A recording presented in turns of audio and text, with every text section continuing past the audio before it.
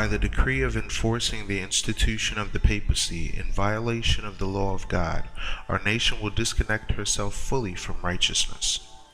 When Protestantism shall stretch her hand across the gulf to grasp the hand of the Roman power, when she shall reach over the abyss to clasp the hands with spiritualism, when under the influence of this threefold union, our country shall repudiate every principle of its constitution as a Protestant and Republican government, and shall make provision for the propagation of papal falsehoods and delusions, then we may know that the time has come for the marvelous working of Satan, and that the end is near.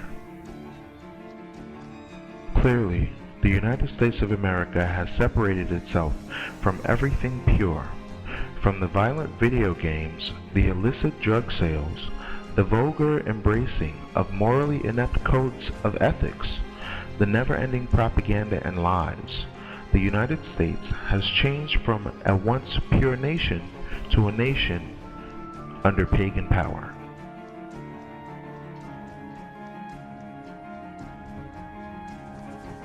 Has the United States repudiated its Constitution? It has now become fully acceptable for the Vice President to secretly meet with the Vatican.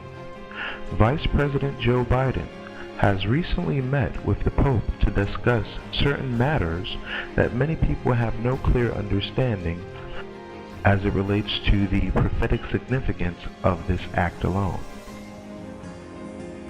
During a private meeting, the Pope met with the Vice President of the United States, Joe Biden. Since it was a private meeting, the Vatican didn't officially announce the visit or publish any pictures. Biden is a 68-year-old Catholic. Politically speaking, he is the second in command after President Obama. This was the same individual, when it came to the topic of microchipping people, said this statement. Can a microscopic tag be implanted in a person's body to track his every movement? There's actual discussion about that. You will rule on that, mark my words, before your tenure is over. Can brain scans be used to determine whether a person is inclined toward criminality or violent behavior? You will rule on that.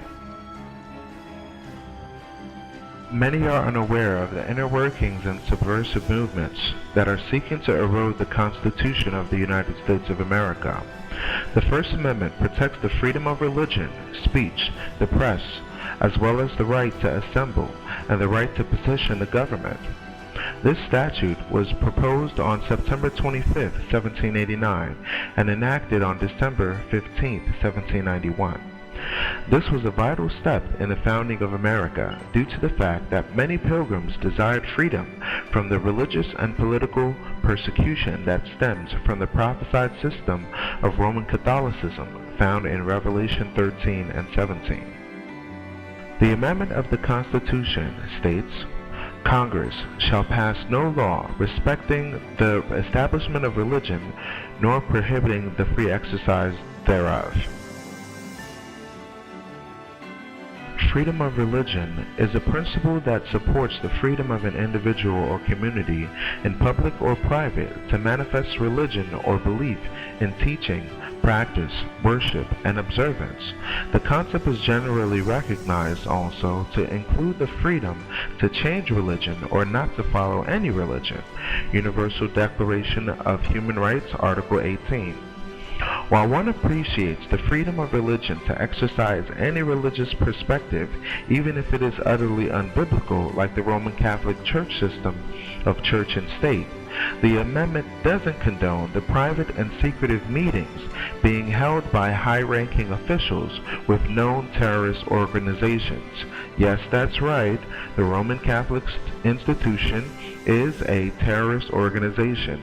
For those that are not familiar with history, I invite you to read any reputable book on the history of the Dark Ages, and you will see without a doubt that the Vatican is a genocidal, terroristic type of system.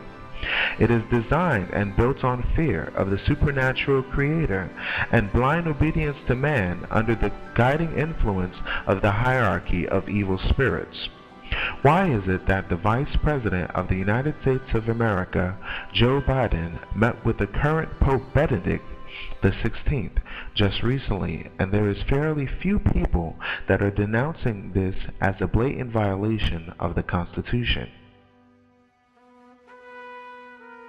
The vast amounts of persecution that church and state imposed on heretics for seeking to serve the Creator according to the dictates of one's own heart.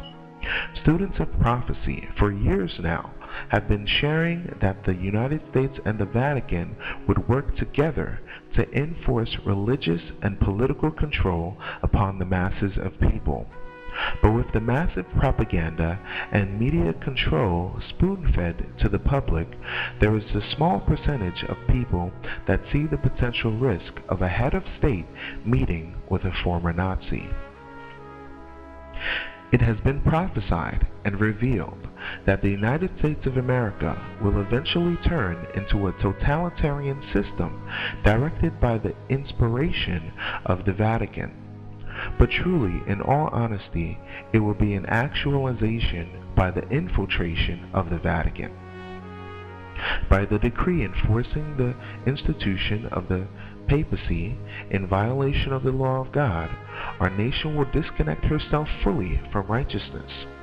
When Protestantism shall stretch her hand across the gulf to grasp the hand of the Roman power, when she shall reach over the abyss to clasp the hands with spiritualism, when under the influence of this threefold union, our country shall repudiate every principle of its constitution as a Protestant and Republican government, and shall make provision for the propagation of papal falsehoods and delusions, then we may know that the time has come for the marvelous working of Satan, and that the end is near. Testimonies for the Churches, Volume 5, page 451.